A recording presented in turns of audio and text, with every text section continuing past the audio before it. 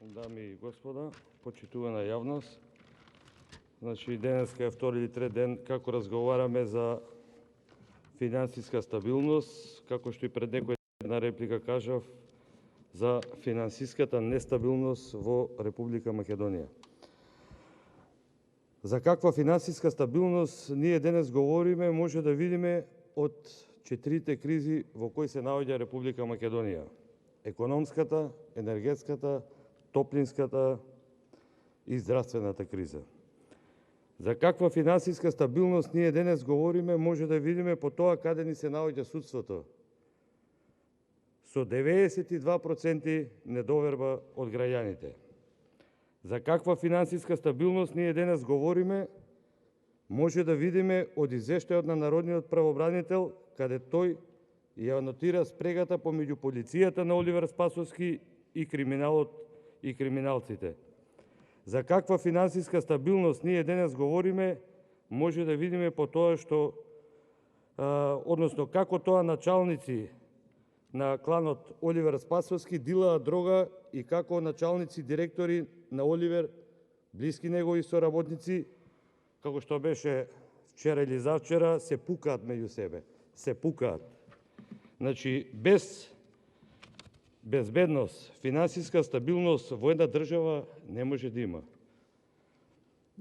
За овие работи многу повеќе, епте многу повеќе, во некој од народните точки ќе зборувам, иако ја не знам ни која точка после ме наредна, бидејќи... Ваш проблем ако не знаете.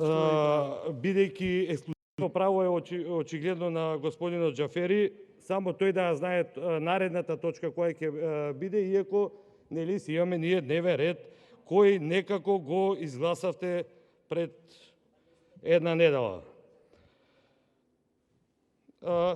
Кога може така да се однесува господинот Џафери спрема неговите вработени, што може да очекуваме ние денеска? Ова дали е процедурално, дали е реплика, само он си знае. Небитно. Се надевам ќе ја кажете точката, која само вие ја знаете, која ќе биде наредната. Како може да зборуваме за финансиска стабилност, кога земјоделското производство ни е во постојан пат последниве 5 години? Па поради тоа станавме препознаеди по питачењето на основните прехранбени продукти од соседството и од Европа. Сето ви го доловам во бројки, а податоците се не од Зоран Коцевски, туку од Државниот завод за статистика и Агенцијата за финансиска поддршка на земјоделието. Па да почнеме со ред. А станува збор за два периоди, од 2013 до 2016 година и од 2017 до 2020 година. Ова е споредба за овие два периоди. Па така, например, за пченицата. Во просек се жнееле помалку хектари за 9,9%, а во тони пченица помалку за 13,7%. Во периодот од 2017 до 2020 година, споредбено со периодот од 2013 до 2016 година. Ово укажува на тоа дека не само што помалку се жнеело, туку и приносот по хектар бил многу полош. Што се однесува до ршта, ожнеани хектари 3,3% помалку, а исто така е и со приносот 6,4% помалку во периодот од 2017 до 2020 година. Сега доаѓаме до катастрофа. Тука ни се случува катастрофа, потоп. Падот е за 51,1%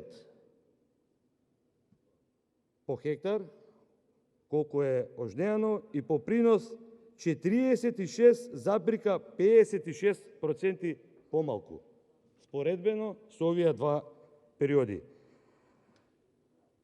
А вие воопшто немавте ни чувство да ги поправите овие работи со нашите амандмани кога стануваше збор за оризот. Едниот амандман мислам дека беше за да стане стратешка култура, а другиот амандман беше за да влезе како стокова резерва.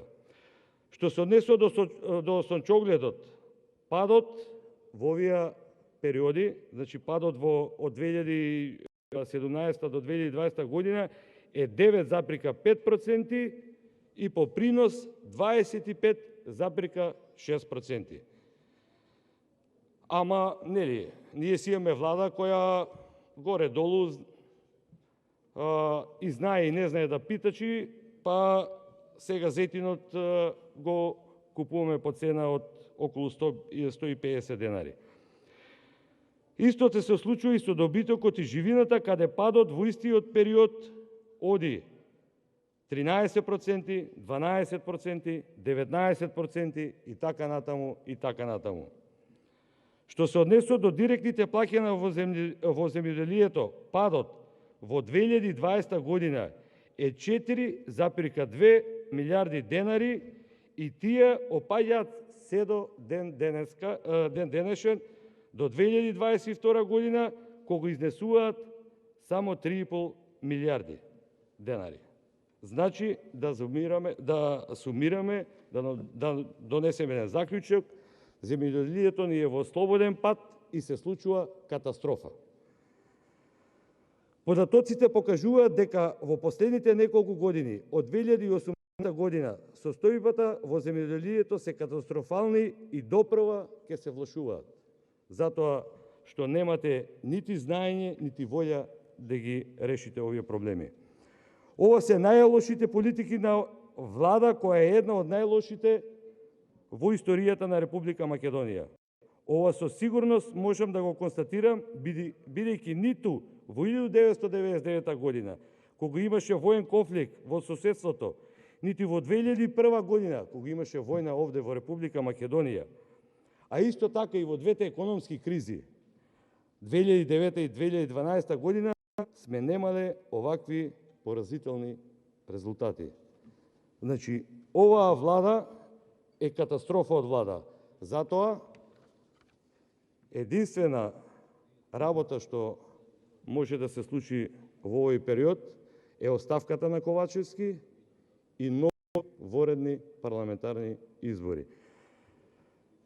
Да завршам и да констатирам во каква финансиска стабилност се наоѓаме, може да видиме и во каква стабилност работиме овде во парламентот. И ја повторно ќе апелирам до господинот Џафери да се среди